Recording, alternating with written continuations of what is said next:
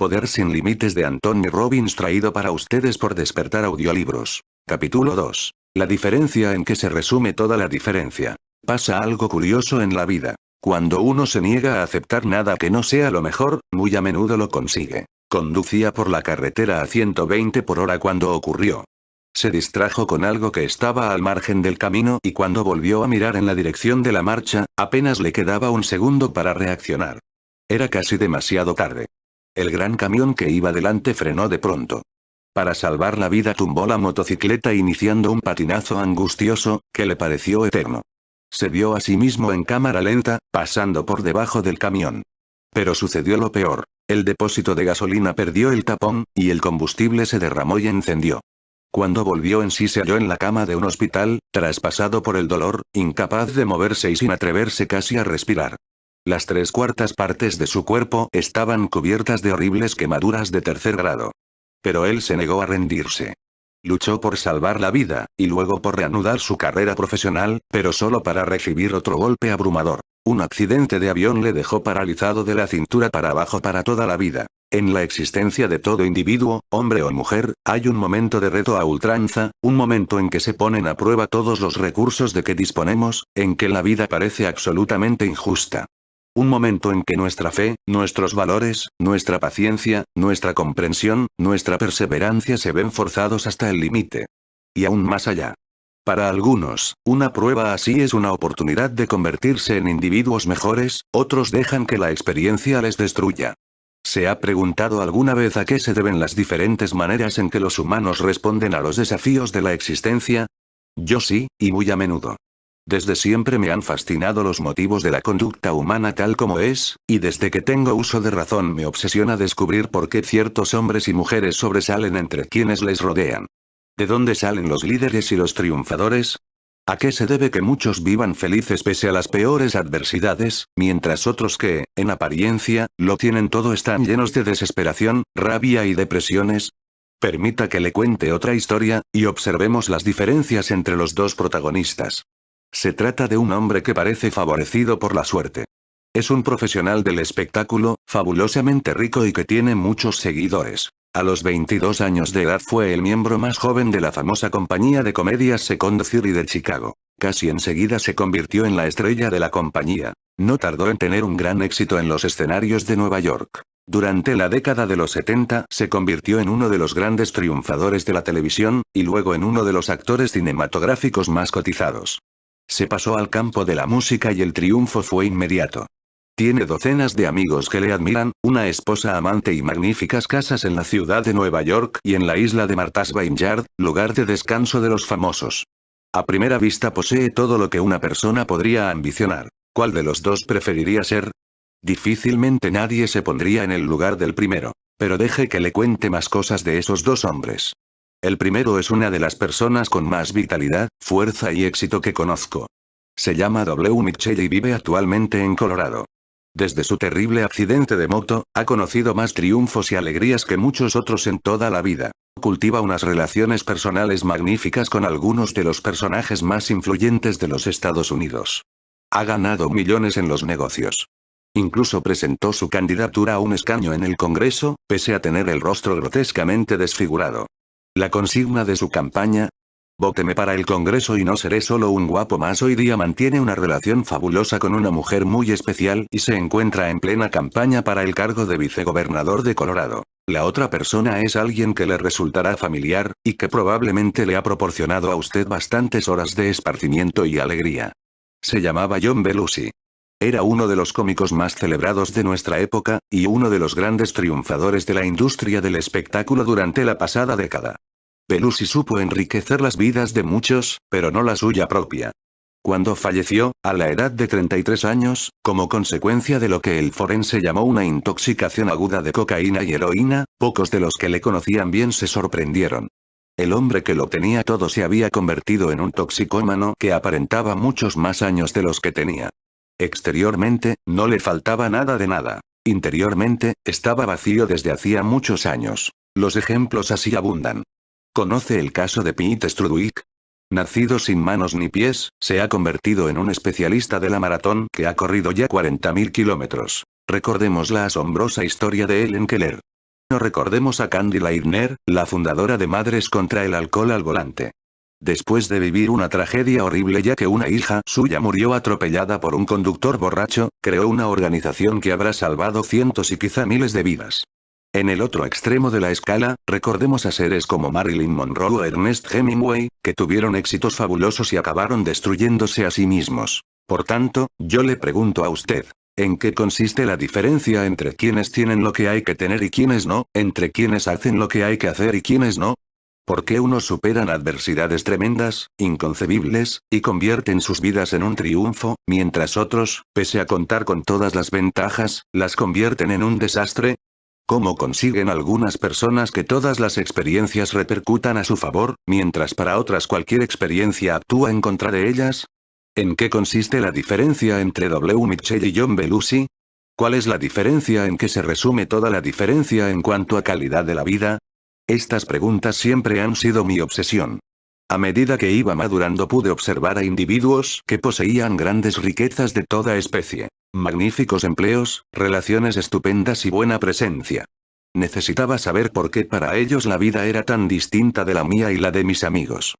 Pues bien, toda la diferencia se reduce a la manera en que nos comunicamos con nosotros mismos y a las acciones que emprendemos.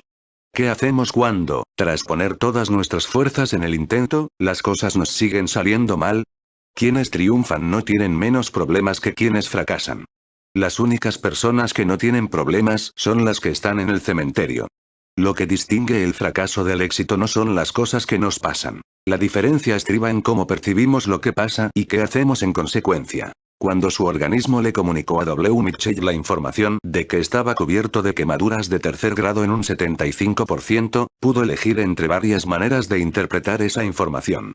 Por el significado del incidente, pudo ver en él mismo un motivo para morirse, o para vivir en la desesperación, o cualquier otra cosa que eligiera comunicar. Y eligió comunicarse a sí mismo, insistentemente que aquella experiencia le había ocurrido porque estaba llamado a hacer algo, y que ese algo, algún día, le supondría ventajas aún mayores respecto a su afán de hacer algo importante en el mundo. Como resultado de tal comunicación consigo mismo, formó conjuntos de creencias y de valores que siguieron orientando su vida desde una perspectiva ventajosa y no como tragedia, incluso después de verse paralítico. En cuanto a Pete Strudwick, el que no tenía manos ni pies, ¿cómo logró culminar con éxito la Pikes Peak, la maratón más difícil del mundo? Muy sencillo. Dominaba la comunicación consigo mismo. Cuando sus sentidos corporales le enviaban las señales que en el pasado solía interpretar como de dolor, limitación o agotamiento, él se limitaba a cambiar la etiqueta de su significado y a seguir comunicándose con su sistema nervioso de tal modo que le permitiese continuar la carrera. Lo que despertó mi curiosidad fue saber, concretamente, cómo obtenían resultados estas personas. Había comprendido desde hacía tiempo que el éxito deja unas claves, que quienes producen resultados sobresalientes hacen cosas determinadas que son las que crean dichos resultados. Comprendí que no bastaba con saber que un W. Mitchell o un Pete Strudwick se comunican consigo mismos de una manera especial. Había que averiguar concretamente cómo lo hacían. Me convencí de que, si repetía exactamente las acciones de otros, no dejaría de reproducir resultados de la misma calidad que ellos. De que, si sembraba, no dejaría de cosechar. En otras palabras, si alguien se mostrase comprensivo incluso en las circunstancias más adversas, yo averiguaría su estrategia, su manera de considerar las cosas, el uso de su propio cuerpo en tales situaciones, y así llegaría a ser más comprensivo. Si un hombre y una mujer llevasen 25 años felizmente casados y enamorados todavía el uno del otro, yo me enteraría de qué acciones habían emprendido y en qué creencias las sustentaban, al objeto de adoptar las mismas acciones y creencias y alcanzar los mismos resultados en mis propias relaciones. Como uno de los resultados producidos por mí había sido un notable exceso de peso, empecé a comprender que solo necesitaba modelar mi conducta sobre la de los delgados, averiguar qué comían, cómo lo comían, qué opinaban, cuáles eran sus creencias, y conseguiría lo mismo que ellos. Así fue como perdí mis 15 kilos sobrantes. Hice lo mismo en el aspecto económico y en mis relaciones personales. De esta manera empezó mi búsqueda de modelos de excelencia personal. Y en mi propia investigación de la excelencia, exploré todos los caminos que lograba descubrir. Fue entonces cuando supe que existía una ciencia llamada programación neurolingüística, que abreviaremos como PNL. Fijándonos en ese nombre veremos que viene de neuro, que hace alusión al cerebro, y lingüística, que se refiere al lenguaje. Programar es poner a punto un plano procedimiento. La PNL es el estudio de cómo el lenguaje, tanto el verbal como el no verbal, afecta a nuestro sistema nervioso. Pues nuestra capacidad para hacer cualquier cosa en la vida está basada en nuestra aptitud para dirigir nuestro propio sistema nervioso, y los que consiguen cosas sobresalientes lo hacen mediante determinadas comunicaciones con el sistema nervioso y a través de él. La PNL estudia cómo los individuos se comunican consigo mismos de tal manera que originan estados de óptima disponibilidad de sus recursos, y por tanto crean el mayor número posible de opciones de comportamiento. El nombre de programación neurolingüística, si bien describe con exactitud de qué trata la nueva ciencia, puede haber sido el motivo de que usted no conociese antes su existencia, puesto que en el pasado su enseñanza estuvo limitada a los terapeutas y a un pequeño número de afortunados hombres de negocios. Desde mi primer contacto con ella comprendí enseguida que estaba ante algo totalmente distinto de cualquier cosa experimentada con anterioridad. Fui testigo de cómo un practicante de la PNL se hacía cargo de una mujer que desde hacía más de 3 meses estaba siendo tratada sin éxito por reacciones fóbicas, y en menos de 3/4 de hora desapareció esa fobia. Quedé atónito. Necesitaba enterarme bien de aquello. Dicho sea de paso, muchas veces el mismo resultado puede conseguirse en 5 o 10 minutos. La PNL nos proporciona un marco de referencia sistemático para dirigir nuestro propio cerebro. Nos enseña cómo dirigir, no solo nuestros propios estados y comportamientos, sino incluso los estados y comportamientos de los demás. En una palabra, es la ciencia de cómo dirigir el propio cerebro de manera óptima para lograr los resultados que uno desea. La PNL suministra exactamente lo que yo andaba buscando. Da la clave del misterio de cómo ciertas personas producen constantemente lo que yo llamo resultados óptimos. Si una persona se levanta por la mañana con prontitud y llena de energía, eso es un resultado que consigue, y por tanto se impone la pregunta: ¿cómo lo consigue? Puesto que todos los resultados son consecuencia de unas acciones, se sigue con esta otra pregunta: ¿qué acciones mentales o físicas concretas suscitan el proceso neurofisiológico del despertar fácil y bien dispuesto? Uno de los postulados de la PNL es que todos los sistemas neurológicos se parecen, de manera que si alguien en el mundo puede hacer una cosa, usted también puede, siempre que rija o gobierne su sistema nervioso exactamente del mismo modo. Este proceso consistente en descubrir exacta y específicamente lo que hacen las personas para obtener un cierto resultado es lo que llamamos modelado. Repitamos una vez más que el postulado es que si otros pueden, usted también puede. La cuestión no estriba en si será usted capaz de obtener los mismos resultados que obtiene otra persona o no. Solo es cuestión de estrategia, es decir, ¿cómo lo consigue esa persona? Si uno demuestra un extraordinario dominio de la ortografía, debe existir una manera de modelarlo y poder hacerlo usted también, en solo 4 o 5 minutos. Aprenderá usted esa estrategia en el capítulo 7. Si alguien a quien conoce se comunica perfectamente con su hijo, usted puede conseguir lo mismo. Si existe alguien para quien sea fácil levantarse de la cama por las mañanas, usted también puede. Basta con modelar cómo esos otros individuos gobiernan sus sistemas nerviosos. Obviamente, algunas tareas son más complicadas que otras y puede requerir algún tiempo el modelarlas y duplicarlas. No obstante, si uno tiene deseo y fe suficientes para perseverar durante el proceso de ajuste y cambio, cabe la posibilidad de modelar virtualmente cualquier cosa que esté al alcance de cualquier humano. En muchos casos, a una persona le habrá costado años de errores y nuevos ensayos descubrir cómo servirse de su mente o de su cuerpo para alcanzar un resultado concreto. En cambio, usted, si quiere seguir sus pasos, no tiene más que modelar las acciones que costó años perfeccionar, y conseguir algo similar en cuestión de instantes, o de meses. En cualquier caso, mucho más pronto que la persona cuyos resultados deseamos duplicar. Los principales creadores de la PNL fueron John Grinder y Richard Bandler. El primero es uno de los lingüistas más destacados del mundo. Bandler es matemático, psicólogo gestáltico, la llamada psicología de la forma, y experto en informática. Estos dos hombres decidieron asociar su talento para una tarea extraordinaria: salir a modelar la conducta de los mejores en su actividad, cualquiera que ésta fuese. Buscaban a los individuos más eficaces en la creación de lo que más ansía la mayor parte de los humanos: el cambio. Entre los individuos más notables, estudiaron a hombres de negocios, terapeutas y otros, a fin de condensar las lecciones y los patrones de conducta que estas personas habían descubierto a través de años de errores y nuevos intentos. Bandler y Grinder son conocidos principalmente gracias a una serie de patrones eficaces para la intervención en el comportamiento, codificados por ellos mediante el modelado del Dr. Milton Erickson, uno de los hipnoterapeutas más grandes que hayan existido nunca, de Virginia Satir, extraordinaria terapeuta familiar, y de Gregory Bateson, antropólogo. Ambos descubrieron, por ejemplo, cómo Satir lograba establecer la resolución de relaciones donde otros terapeutas habían fracasado, descubrieron qué patrones de acción producía para conseguir resultados, y luego enseñaron esos patrones a sus alumnos, quienes pudieron aplicarlos y obtener resultados de la misma calidad, aunque no poseyeran los años de experiencia de aquella famosa terapeuta. Puesto que sembraron las mismas semillas, cosecharon los mismos frutos. En el desarrollo de los patrones fundamentales extraídos del modelado de esos tres maestros, Bandler y Grinder empezaron a crear patrones propios, que también transmitieron en sus enseñanzas. El conjunto de esos patrones es lo que se ha dado en llamar programación neurolingüística, PNL.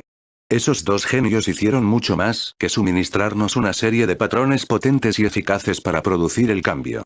Nos proporcionaron, lo que es más importante, un criterio sistemático sobre cómo duplicar cualquier tipo de excelencia humana en un período muy breve. Consiguieron éxitos hoy legendarios. Sin embargo, e incluso con los recursos disponibles, muchas de las personas que aprendieron los patrones para crear cambios emocionales y de la conducta carecían del poder personal necesario para aplicarlos de una manera eficaz y congruente. Vemos una vez más que no basta con saber. La acción es lo que produce los resultados. A medida que iba leyendo tratados de PNL, me sorprendió no hallar nada escrito, o muy poco, sobre el proceso del modelado. Para mí, este es el camino de la excelencia.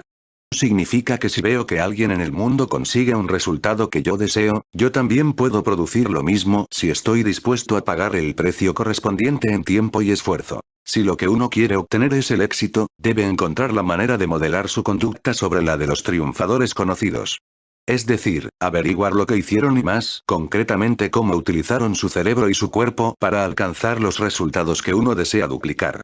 Si usted quiere ser mejor amigo, tener una personalidad más rica, ser un padre más comprensivo, un mejor atleta o un hombre de negocios más próspero, lo que le hace falta son modelos de excelencia. A menudo los que mueven las palancas del mundo son modeladores profesionales, es decir, personas que dominan el acto de aprender cualquier cosa siguiendo la experiencia de otros, en vez de fiarlo a la propia. Esos son los que saben cómo ahorrar la mercancía que nunca sobra, el tiempo. En efecto, hasta con leer la lista de los libros más vendidos según el New York Times para observar que varios de los títulos más destacados de la misma no contienen sino modelos para hacer más eficazmente alguna cosa. Encontramos por ejemplo un libro de Peter F. Drucker, El cambiante mundo del directivo, en el que se nos describen las acciones concretas que debe emprender quien ambicione ser un forjador de empresas e innovador eficaz. En la obra queda perfectamente claro que la innovación es un proceso muy especial y voluntario. De manera parecida, ser un forjador de empresas no tiene nada de misterioso ni de mágico, ni es nada que uno lleve escrito en los genes. Es una disciplina que se puede aprender. ¿Le suena el nombre?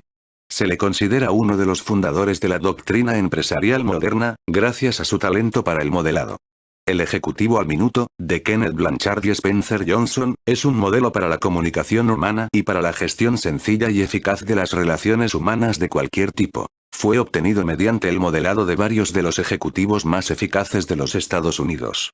En busca de la excelencia, de Thomas J. Peters y Robert H. Waterman Jr., es, evidentemente, una obra que propone un modelo para las empresas triunfantes. Ningún lugar está lejos, de Richard Bach, plantea otro punto de vista distinto, un nuevo modelo desde el cual considerar las relaciones. Esta lista podría prolongarse mucho más. También la presente obra está llena de una serie de modelos sobre cómo el lector debe dirigir su mente, su cuerpo y sus comunicaciones con los demás en orden a producir resultados sobresalientes para todos los interesados. Sin embargo, mi objetivo para usted es que no solo aprenda esos patrones del triunfo, sino que además los supere pasando a crear sus modelos propios. A un perro se le pueden enseñar patrones para mejorar su comportamiento, y lo mismo pasa con las personas. Pero lo que yo quiero que usted comprenda es un proceso, un marco de referencia, una disciplina que le permitirá reproducir la excelencia donde quiera que la encuentre. Quiero enseñarle algunos de los patrones más eficaces de la PNL, pero también quiero que llegue usted a ser algo más que un mero practicón de la PNL. Deseo convertirle en un modelador, en alguien que se apodera de la excelencia y la convierte en algo propio, que persigue constantemente las técnicas del rendimiento óptimo, de manera que no se vea confinado a una serie de sistemas o de patrones, sino capacitado para buscar permanentemente nuevos y más eficaces medios para producir los resultados que usted ambiciona. Para modelar la excelencia es preciso convertirse en un detective, un investigador, en alguien que plantea preguntas interminables y que persigue todas las claves de aquello que produce la excelencia. Yo he enseñado a los mejores tiradores de pistola del ejército estadounidense cómo tirar mejor, tras descubrir los patrones exactos de la excelencia en materia de tiro con pistola. He aprendido las habilidades de un maestro de karate, observando lo que estos piensan y hacen. He mejorado los rendimientos de numerosos atletas profesionales y olímpicos. Para ello tuve que encontrar la manera de modelar con exactitud lo que hacían esas personas en el momento de producir sus mejores resultados, y luego enseñarles cómo obtener ese mismo rendimiento a voluntad. Construir a partir de los éxitos de otros es uno de los aspectos fundamentales del aprendizaje, en muchas de sus variedades. En el mundo de la técnica, cada avance tecnológico o nuevo diseño de ordenadores va precedido, naturalmente, de otros descubrimientos e innovaciones anteriores. En el mundo de los negocios, las empresas que no aprenden del pasado y no utilizan la información más actualizada de que se puede disponer, están condenadas al fracaso. En cambio, el mundo de la conducta humana es uno de los pocos en donde todavía rigen teorías e informaciones pasadas de moda. Muchos de nosotros seguimos utilizando el modelo decimonónico acerca de cómo funciona el cerebro y de cuáles son los móviles del comportamiento. A una cosa que desconocemos le ponemos la etiqueta de depresión, y eso es lo que nos permite decir que estamos deprimidos. La verdad es que esas palabras pueden ser profecías que se realizan a sí mismas. En este libro se describirá una técnica madura y directamente aplicable para crear la calidad de vida que usted desee. Bandler y Grinder descubrieron que son 3 los ingredientes básicos que deben duplicarse al efecto de reproducir cualquier forma de excelencia humana. Son, en realidad, las 3 formas de acción mental y física que guardan una relación directísima con la calidad de los resultados que obtenemos. Podemos considerarlas como las 3 puertas de acceso a un espectacular banquete. La primera puerta representa el sistema de creencias de una persona. Lo que una persona cree, lo que juzga factible o no, en gran medida determina lo que es capaz de hacer o no. Hay un antiguo dicho que reza: tanto si crees que puedes hacer una cosa como si no, tienes razón. Hasta cierto punto esto es cierto, ya que cuando uno considera que no puede hacer algo, envía a su sistema nervioso mensajes coherentes que limitan o suprimen su capacidad para hacer precisamente ese algo. Por el contrario, si envía usted a su sistema nervioso mensajes constantes y coherentes que reflejen la convicción de que puede hacerlo, estos transmiten a su cerebro la señal para que produzca el resultado deseado y ello abre la posibilidad de hacerlo.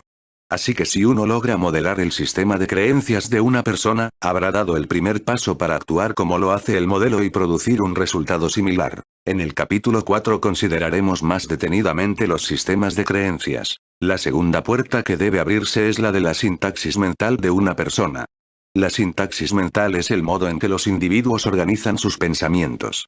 Dicha sintaxis es como un código. Un número de teléfono consta de 7 dígitos, pero hay que marcarlos en el orden correcto para establecer contacto con la persona con quien se desea hablar.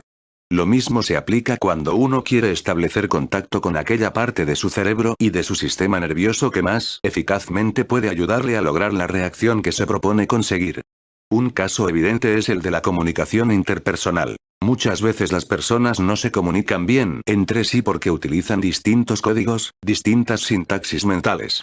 Descifre usted los códigos y habrá pasado la segunda puerta hacia el modelado de las mejores cualidades de la gente. Consideraremos la sintaxis mental en el capítulo 7. La tercera puerta es la fisiología. Entre la mente y el cuerpo existe una vinculación total. El modo en que utiliza usted su fisiología, la manera de respirar, las posturas y aptitudes corporales, las expresiones faciales, la naturaleza y la calidad de sus movimientos, determinan efectivamente el estado en que se encuentra.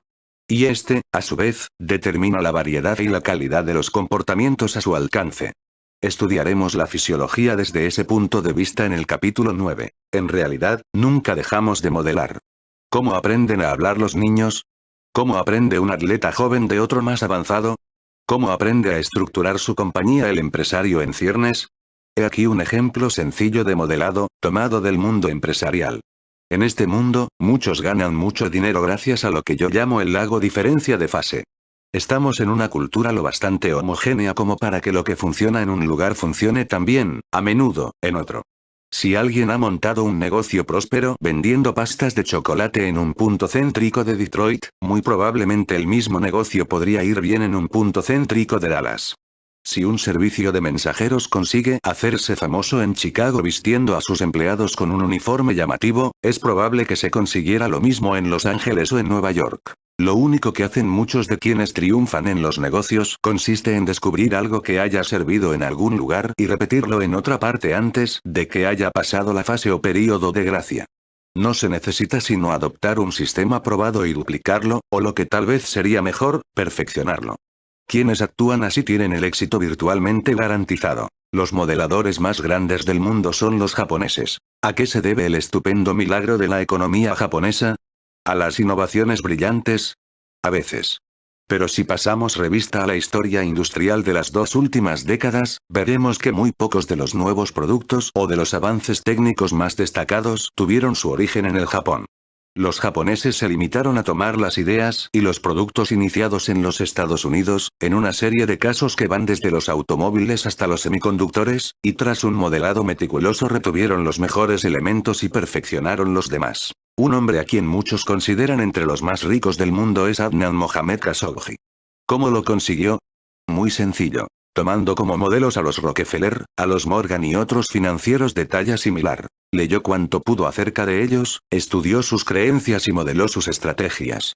¿Qué fue lo que le permitió a W. Mitchell no solo sobrevivir, sino salir triunfante a partir de una de las experiencias más aplastantes que puede sufrir un hombre? Cuando estaba en el hospital, sus amigos le leyeron ejemplos de individuos que habían vencido grandes obstáculos. Obtuvo un modelo de posibilidades, y ese modelo positivo fue más fuerte que las experiencias negativas por las que atravesaba. La diferencia entre quienes triunfan y quienes fracasan no estriba en lo que tienen, sino en lo que han elegido ver y emprender a partir de sus experiencias en la vida. Mediante ese mismo proceso de modelado, yo logré resultados inmediatos tanto para mí mismo como para los demás. Seguí buscando otros patrones de pensamiento y de acción capaces de producir resultados sobresalientes en un breve periodo de tiempo. A la combinación de esos patrones le llamo técnicas del rendimiento óptimo. Son las estrategias que constituyen el cuerpo de este libro. Pero quiero dejar bien sentada una cosa. Mi meta, el resultado que quiero obtener de usted, no es solo que domine los patrones que describo aquí. Lo que usted necesita es desarrollar sus patrones propios, sus estrategias personales. John Grinder me enseñó que no debía creer demasiado en nada, ya que siempre habrá alguna ocasión en que las cosas no salgan como uno esperaba. La PNL es una herramienta poderosa, pero solo eso. Una herramienta que usted puede utilizar para desarrollar sus propios planteamientos, sus propias estrategias y sus propias intuiciones. No existe la estrategia que sirva para cualquier situación. Ciertamente, el modelado no es nada nuevo. Todo gran inventor modela los descubrimientos de quienes le precedieron en el hallazgo de cosas nuevas. Todo niño modela el mundo que haya a su alrededor. La dificultad estriba en que la mayoría de nosotros modelamos a un nivel totalmente aleatorio y desenfocado. Recogemos al azar detalles y rasgos de tal o cual persona, y pasamos totalmente por alto algo de otra que hubiera sido mucho más importante para nosotros. Modelamos alguna cosa de aquí y alguna otra de allá. Intentamos modelar a alguien a quien admiramos, pero solo para descubrir finalmente que no sabemos en realidad cómo esa persona lo consigue. Considere esta obra como una guía sobre cómo modelar conscientemente y con más precisión. Para usted, es la oportunidad de hacer de manera consciente lo que viene haciendo desde siempre en la vida. Alrededor de todos nosotros abundan recursos y estrategias fenomenales. Yo le invito a que comience a pensar como un modelador, permaneciendo siempre atento a los patrones y a los tipos de acciones que producen resultados sobresalientes. Si alguien ha sido capaz de hacer algo notable, usted debe preguntarse inmediatamente, ¿cómo ha logrado ese resultado? Y espero que continuará usted en busca de la excelencia, de la magia oculta en todo lo que ve, y que averiguará cómo se produce, de manera que podrá crear resultados de igual categoría siempre que quiera. El próximo tema de nuestra investigación será qué es lo que determina nuestras reacciones a las diferentes circunstancias de la vida. Vamos a seguir estudiando